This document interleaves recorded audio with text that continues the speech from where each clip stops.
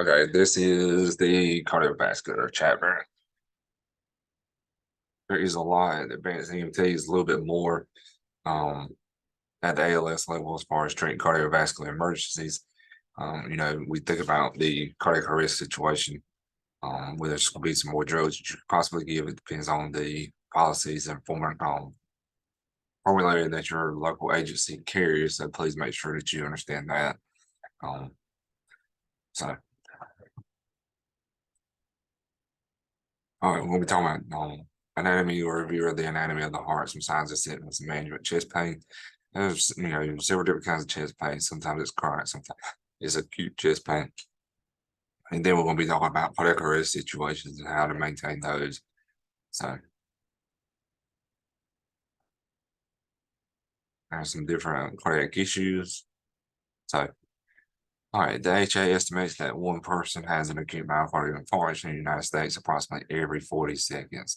And I'm sure that's going to get worse just due to the way our diet is, the stress level that we have now, and this need to know society that we have. So heart disease has been the leading cause of death since the early 1900s, and deaths from cardiovascular disease can be reduced with better public awareness as far as initiating chest pains, initiating the signs and symptoms of chest pain, acute chest pain, and what to do and what not to do. Earlier access to EMS, getting that phone call to 911 or your public dispatch center early on, increased number of lay people who can perform CPR, the increased use of evolving technology in dispatch and cardiac arrest response, defibrillator access, and recognition of the need for advanced life support. So transport to hospitals that can provide coronary cardiac catheterization and post-arrest care. Okay, and that's going to be your PCI centers. So be familiar with where they are at in conjunction with the actual area of your state. So that could determine a lot. Do I need, here in Blaine County, we are pretty rural. So we have some areas that it is, 45 minutes driving on the ground in a coronary situation. So sometimes air medical may be your best option, or meeting a paramedic level ambulance somewhere on the road that's not within your agency. Maybe you need to, meet up with the next adjoining county or next available agency to you. All right, we got your standard picture here of the lungs and the heart sitting in the middle below the mediastinum. You got your aorta branching off at the top, your inferior and superior vena cava is coming back in and your lungs. So the heart does have the vessel system. It carries all the blood, it carries all the oxygen, nutrients, and the waste out of the body via the the urinary system, the GI system, or the pulmonary system. So the myocardium is the heart muscle itself, that thick muscle that you see in most pictures. Pericardium is the thick fibrous membrane that surrounds the heart. The vascular layer is the pericardium that lies against the epicardium. And then pericardial fluid reduces friction within the pericardial sac. Please don't forget that that pericardial sac is very important in allowing not only protection to the heart muscle itself, but it allows that surfactant, that ability for that heart to contract within a confined space. There can things that can be done in the pericardium, and I'm sure we'll talk about that. All right, the endocardium is the inner layer. So each atrium receives blood that is returned to the heart from the other parts of the body via the inferior and the superior vena cava. Okay. And then each ventricle pumps blood out of the heart. And usually, the right ventricle pumps it out into the pulmonary system and into the lungs. The left ventricle pumps it out via the aorta out into the many arteries of the body itself. So please remember that, of course, the left ventricle, since it has to distribute it so many different places, is the largest and strongest part of the heart. You got your anteroventricular valves and semilunar valves, the tricuspid valve and the mitral valve, and then the aortic valve and the pulmonary valve. Okay. All right, these papillary muscles and the ventricles contract to tighten and coordinate teninae. The coordinated teninae are the tendons that are attached to each one of these valves, and they attach to the papillary muscles. Okay, up next to the epithelium of the heart. Okay, so those coordinated muscles, coordinated teninae are very important too. If they become weakened, if they detach, then you'll have the valve problems. So that's just something else to think about. Here's your standard picture of the heart, these many different areas.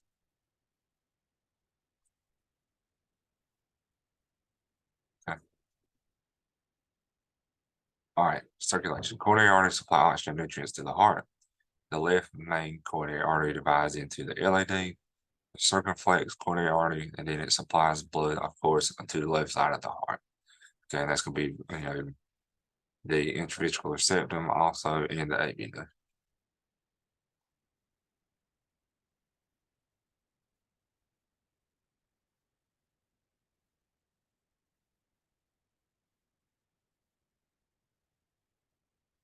All right.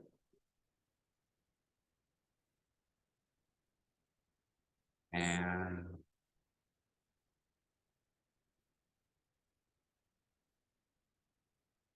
all right, A is the anterior view. B over here is the um posterior view. There is a left anterior, there's the left anterior and the right anterior descending.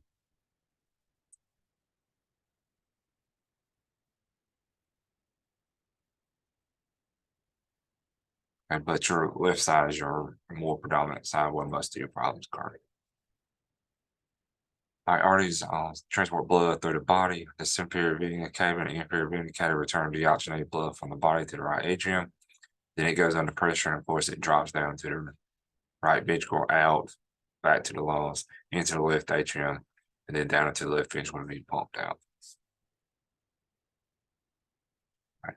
Here's the blood flow. Right atrium goes into the right ventricle. It's the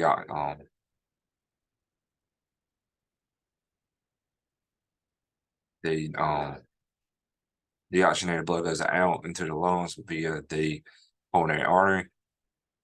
It comes back oxygenated into via the pulmonary veins down into the right atrium, and then down, correction, the left atrium, and then down into the left ventricle to be pumped out via the aorta. Right, blood consists of plasma, red blood cells, white blood cells. Red blood cells contain your hemoglobin, which binds to oxygen and carries it to the tissues.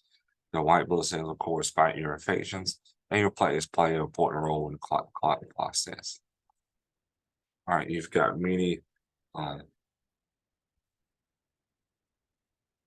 you got many different the heart has its own conduction system.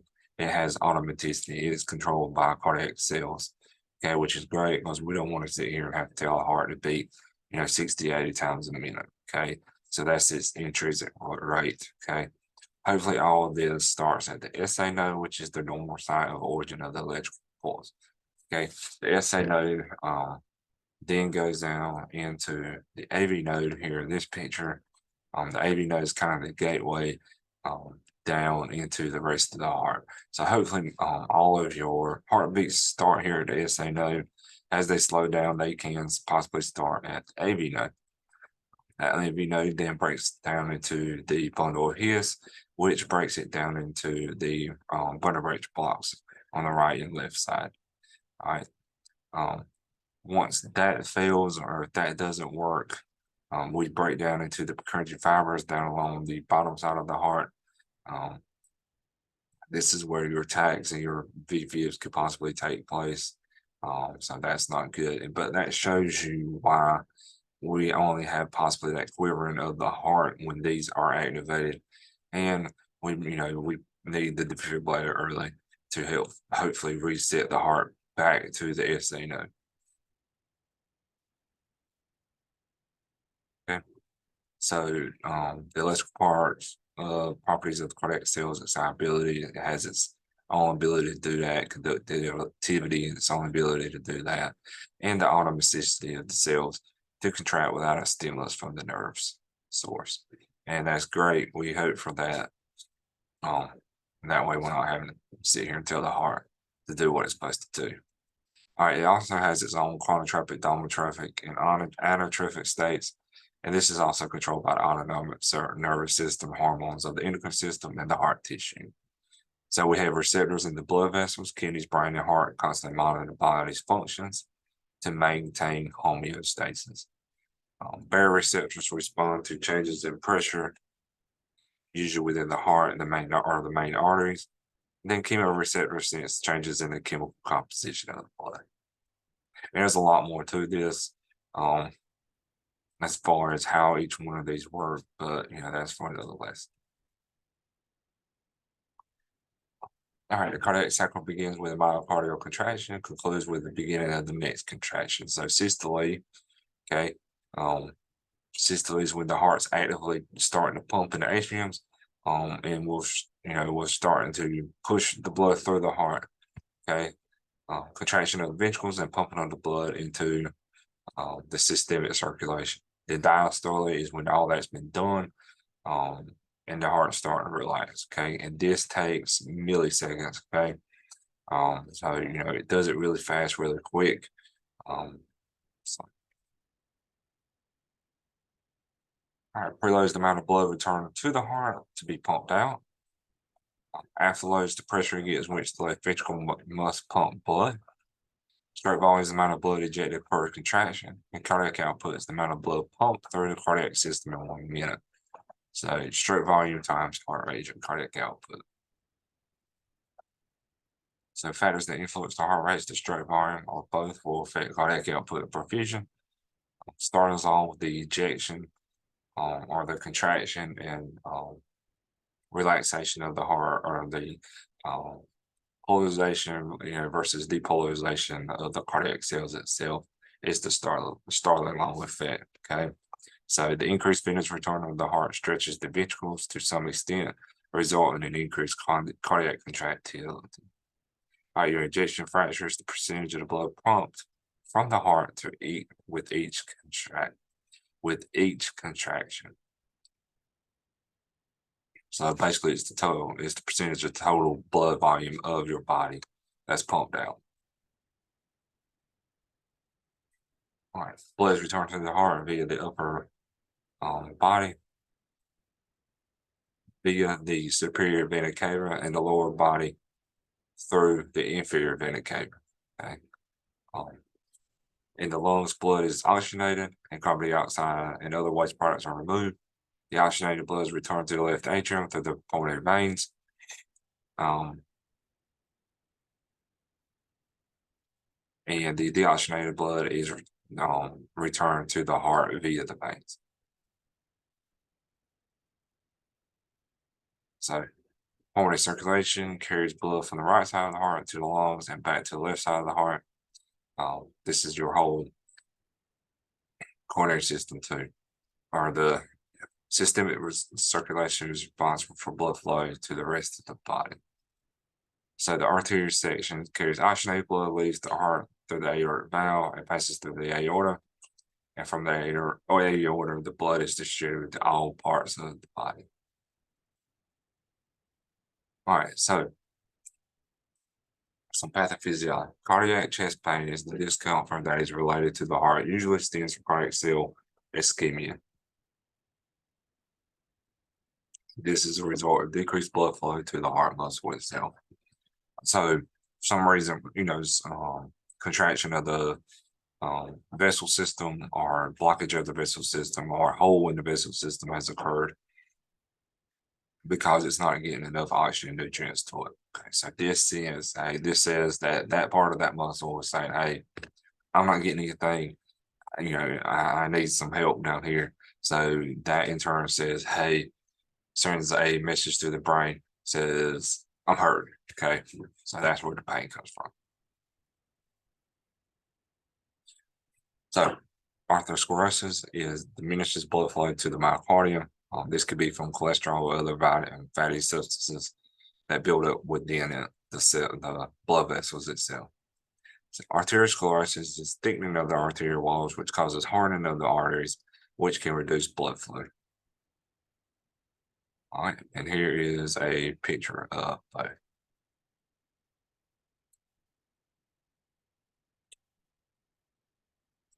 All right, thromboembolism is a blood clot that gets stuck at an area point and it blocks the blood flow. Okay, and this embolism can be very high, it can be very low. It's just going to be dependent on how big the clot is in itself and where it gets stuck at. An acute MI is blockage of the coronary arteries. All right, here's your major contributing factors to this. Like I said, diets can be a big factor now. Cigarette smoking, because we eat on the go a lot of times now, and then we're eating from fast food restaurants. Uncontrollable risk factors: older age, a history of race, ethnicity, and the male sex population. All right, acute coronary syndromes describes any group of symptoms consistent with an acute myocardial ischemia. So basically, we have decreasing blood flow. This results in the pain, and it's being treated under the designation of acute coronary syndrome. All right, angina is a chest pain that kind of comes and goes. It disappears with rest.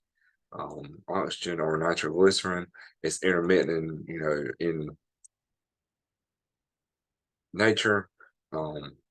So we have that substernal chest pain and maybe radiating different areas. Then all of a sudden we like sit down and we chill out, or we take prescribed medication such as nitro and aspirin, and it goes away. Okay. So it's could be stable or it may be unstable. All right. One thing about angina, these patients do need to be checked out thoroughly, 12 lead.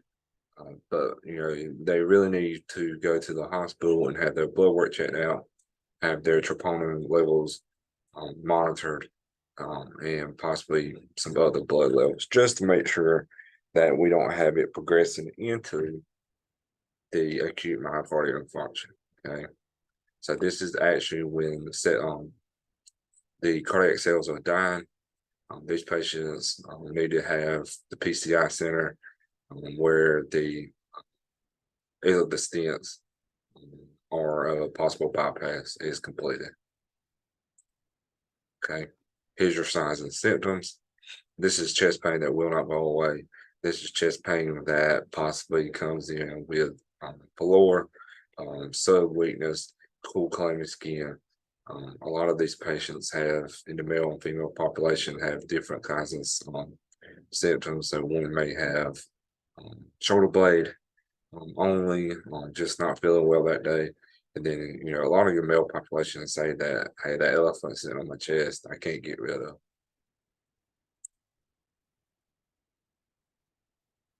All right. AEMI difference for angina pain because it can occur anytime, does not resolve in minutes. Okay, that's the big difference there between angina and possible acute myocardial infarction. Right. A lot of these patients are frightened. They know they feel bad. It's a different feeling that's just not going away. They may possibly even have strong dyspnea and that feeling of impending doom.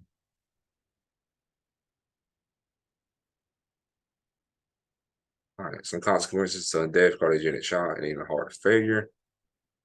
So you're going to start seeing a lot of different rhythms on your monitor. Possibly, you may have a change in the 12 lead. You may have some PBC starting to pop up, and that is just the deoxygenated cells in the area of the heart starting to show up within the ECG itself. Tachycardia, bradycardia has the heart is trying to adjust and get back to homeostasis, but it's not able to. So it's trying to pump blood to those different areas, or it may just tire out and go down into bradycardia, and then you can lead into the V-tach and V-fibs and even asystole. Okay, here's your different rhythms on the heart monitor that you should be able to recognize. Okay, this first one is a normal sinus rhythm. Correction, this first one's probably sinus tach. This next one is a sinus Brady. You have the VTAC here and VFib, and then you have a systole down here at the bottom. Okay. Sinus tach is all these top two are sinus because you have a P wave in front of the QRS and a T wave. The thing of difference here is this one's above 100. This one is below 60. All right, there's many different ways to interpret these, and you get the rates on these top two. The main thing is that these are sinus rhythms because of the P wave, QRS here, and the T wave.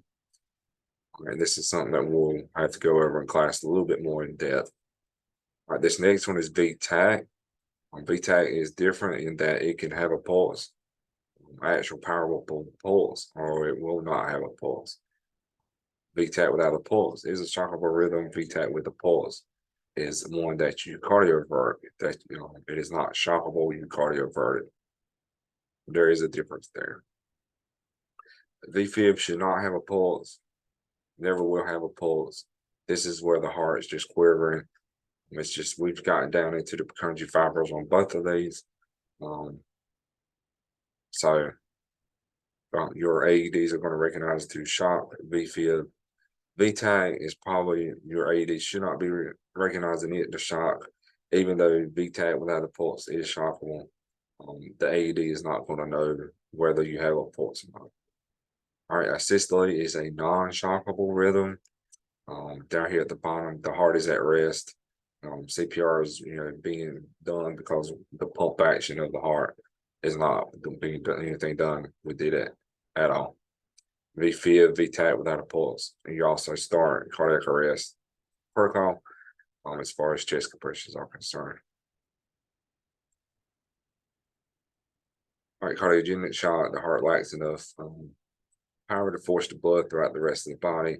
So this is usually caused by myocardial infarction. So here's your many differential signs and symptoms versus hypervolemic shock. You're not going to have a patient complain of heart, chest pain with hypervolemic shock. Okay. Pulmonary edema or peripheral edema in your lower extremities usually. It can be up into your upper extremities also. This arrhythmia is jugular vein distension and crackles upon auscultation. All right, same initial evaluation and treatment of any patient complaining of chest pains, but some other signs and symptoms are listed here.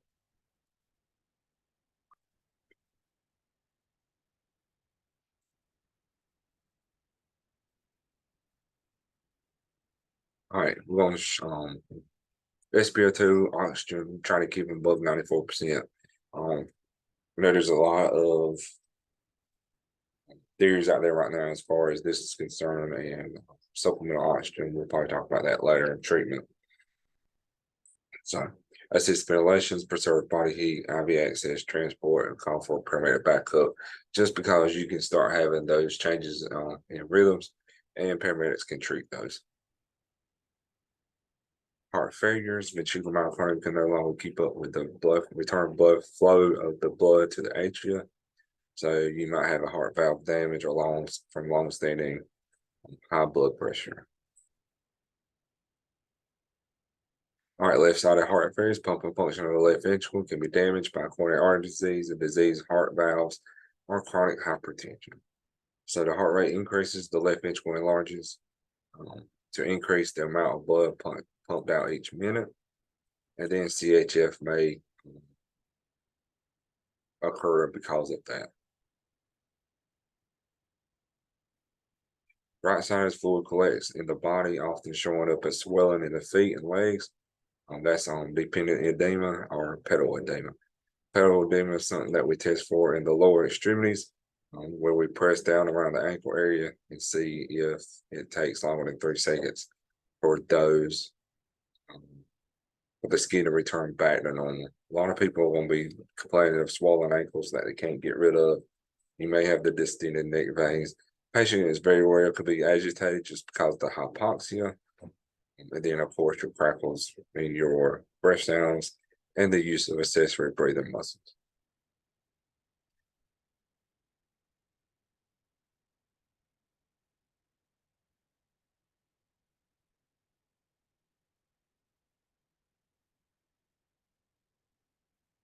All right, treatment of vital signs, IV access. Limit your fluid on these patients. Make sure that you're possibly doing saline locks.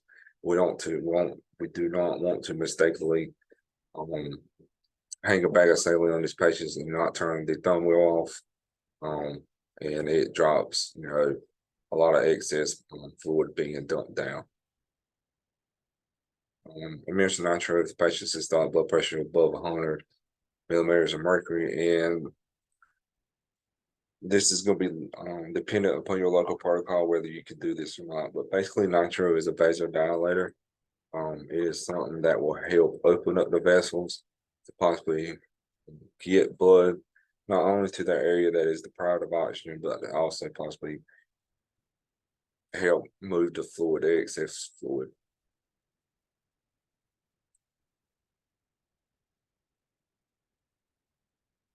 All right. Precipitating causes heart failure, myocardial infarction, pulmonary embolism, hypertension, and cardiomegaly.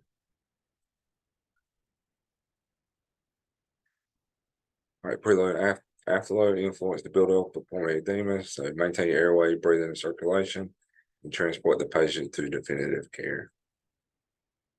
Hypertensive emergencies are those with a systolic above 180 or diastolic above 120. There's not a whole lot we can do out in the field at the advanced EMT level. So, sudden headaches that won't go away, and stress, different things like that causes the hypertensive emergency. Not a whole lot we can do there, just IV access, and they'll give the drugs at the hospital, or if you get a paramedic intercept, they can give drugs within that. All right, aneurysm is a weakness of the wall of the aorta. A dissected aneurysms, the inner layers of the aorta become separated, allowing the blood to flow between the layers of the arteries.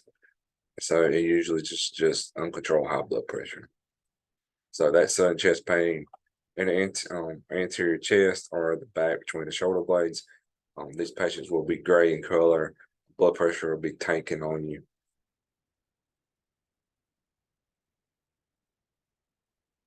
So they need to be on a OR table so that they could possibly fix this problem.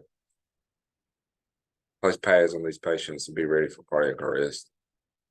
All right, so do your sync size up, recognize the sense of urgency for reperfusion. These are patients that you want to spend or treat like they're trauma patients, spend less than 10 minutes on scene with. Please make sure that you're walking in with all of your equipment to include your cardiac monitor.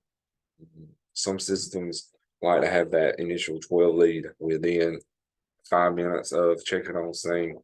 So, of course, ensure your sync safety. Look for the number of patients. A lot of times with these patients, they look like a duck, quite like a duck, they're probably a duck. So you may want to possibly get your paramedic on the way to you to intercept so that they can assist you. Go ahead and put the pads on these patients if you recognize or possibly your monitor is saying myocardial infarction on you. That way that you have those in place, just in case a cardiac arrest ensues quickly. All right. Use of CPAP in your CHF patients is useful. Please be mindful of your blood pressure. So you get an initial blood pressure, it should be hypertensive. Make sure that your patients can maintain their own airway if you're going to use CPAP. If that blood pressure starts tanking on you, just first thing you need to do is remove the CPAP, possibly just go to a non-rebreather. All right, determine and investigate that chief complaint. How long it's been going on? Was it sudden onset? Is this something that's been going on for days? Maybe they've had intermittent pain for a couple of days, and now all of a sudden they have constant pain that won't go away. What's your accommodating symptoms? Shortness of breath. What kind of pain is it? Using your OPQRST mnemonic and your pain scale. All right, there's your sample, your OPQRST. Have they taken any drugs prior to your arriving? Or are they allergic to any drugs? Okay, is there any reason they can't take some of the drugs that you possibly can be administered? Nitro is one of those. You need to ask about the sexual enhancement drugs both male and female population.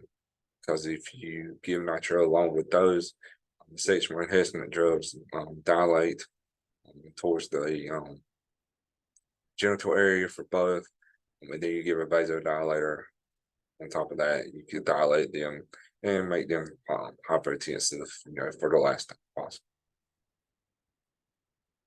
All right, you ever had one before? You got diabetes or any other problems, blood sugar, kidney disease?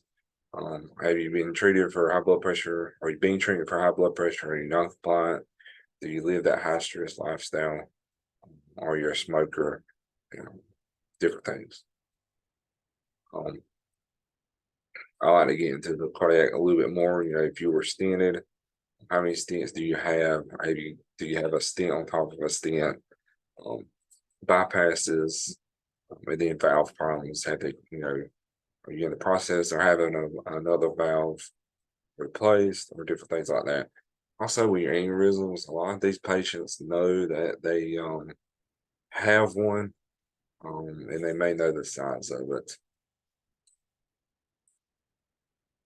All right, do your secondary assessment, reassess everything, reassess their pain scale, reassess your vital signs. Both of these should be reassessed probably every 5 minutes for your acute patient. And if it's intermittent chest pains, you can roll out to 10 or 15 minutes, but be very mindful if your patient possibly will change. Okay. All right, repeat everything. Okay. So, of course, we're gonna get to 12 lead within the first 10 minutes. Like I said, some systems want it faster than that. So get your IV access, but however, don't delay transport for these patients trying to get IV access. I would go ahead and get 2 IV accesses. That way, if there is a drip that needs to be administered, upon arriving at the hospital, they've got another access to give other medications with. Get your asthma ready. A lot of patients are taking aspirin prior to your arrival. You just need to know what kind and how much. Your dispatch center is able to give instructions on this. Sometimes just gonna really depend on where you're at, okay, and what your dispatch center is capable of. So you just need to ask the patient and the family and friends. All right, nitro is a vasodilator. Hopefully it increases the vessels so that oxygen can be delivered to the hypoxic tissue. But be mindful of that because it can cause the blood pressure to lower. And then one bad side effect, you kind of really know that nitro is working, is a severe headache. Okay. So be mindful of that. Coilies need to be repeated possibly probably every 10 to 15 minutes. It doesn't hurt to repeat the 12 lead just in case there is some trend in there that needs to be recognized once you get to the hospital. Okay, get permission, whether you can do it standing or get permission from medical patrol. But please make sure that you're wearing gloves because it will seep into your hand, to your skin, and possibly cause a headache later. Here's your classic bypass. Oof. So this bypass scar is a little bit longer than what I've seen. So be aware of those. This is the obvious sign this patient has some type of cardiac issues. Okay.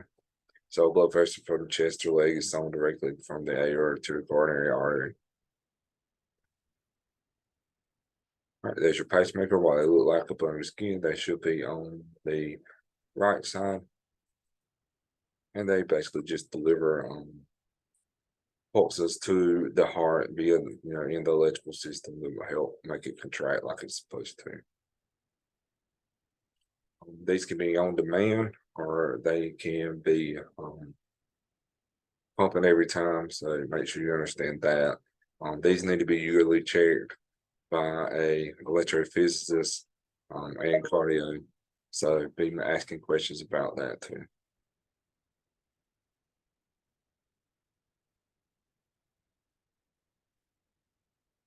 All right, here is a picture of the pacemaker on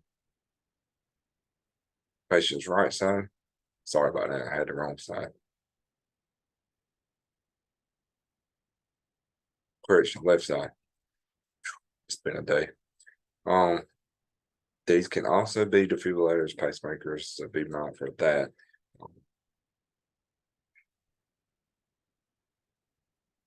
So make sure you understand which one they are. Patient experiences possible BTAG, refib. It could be shocking the heart without you knowing.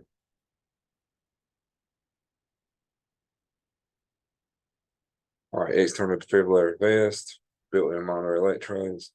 All right, LVADs are still, pretty new, but you're starting to see a whole lot more of them. Basically, these patients that are wearing these, I need a heart transplant. This is a last-ditch effort. There is a lot of mechanical stuff going on here. So they do have an external battery compartment. A lot of these patients wear a vest with them on there. So there's a lot of different things that can and can't be done with this. So make sure that you're asking those people that are around this patient. They should be a little bit trained on what should be going on and what shouldn't be going on with these patients. I know that you can hardly start. You're not supposed to be doing chest compressions on these patients because it could dislodge a lot of the internal mechanisms. A lot of these are put in by bigger hospitals, so you're going to transport to your local facility, and they should have a business card and phone number straight to medical staff that can help with these. So these are kind of like ventilators. Make sure you got the battery packs. Make sure you got the plugins available so that while they're at the hospital, those can be used too. All right, cardiac arrest. We're gonna get the AEDs out. We'll let them do their thing. Just a lot of them, and just open up the pack, or we turn the on button on, and they give the steps what to do and what not to do. So, all of them should be biphasic now. So monophasic was, back in the day, it said how many every joules it, brought up and it shocked the heart. Biphasic reads the impedance between the two.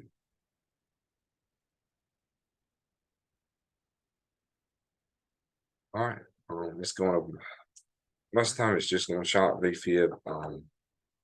It can possibly shock pulses VTAC, but I really don't know how it's going to recognize pulses VTAC. But if it says is preparing to shock, please follow the commands of the AED. All right, we went over the 6 chains of survival with the last chapter. So make sure you know how to use the AED. Make sure it's charged. If it's on your truck, that it's got a good battery and that it's up to date and maintained. There's a checklist. All right, so patients in cardiac arrest, of course, we're going to prepare to put on the AED. We're going to prepare CPR, start with chest compressions, assistant ventilations. If you see medication patches, make sure you remove those. If they're in the pool, make sure you dry them off and get them out of that area. And shave a hairy chest if needed. All right, and just follow the commands.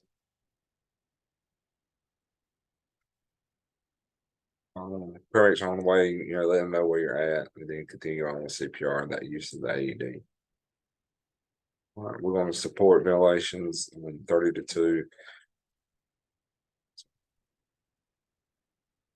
All right, if you're traveling down the road and patient goes into cardiac arrest, you need to pull over, attach the AED, see what it says. You don't need to be analyzing rhythms right down the road.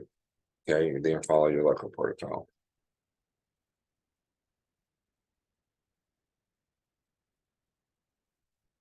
Do get a pulse bag, assist via the bag valve mask, and then start doing your blood pressures, and if you need to, possibly do boluses if needed. All right, here is your different placements of the ECG monitor and your leads. A lot of them are not color coded now, some of them are still. We have the 4 lead here. Back in the day when I started, we just had the 3 leads. So, and there's the placement of yours 12 lead ECG electrodes.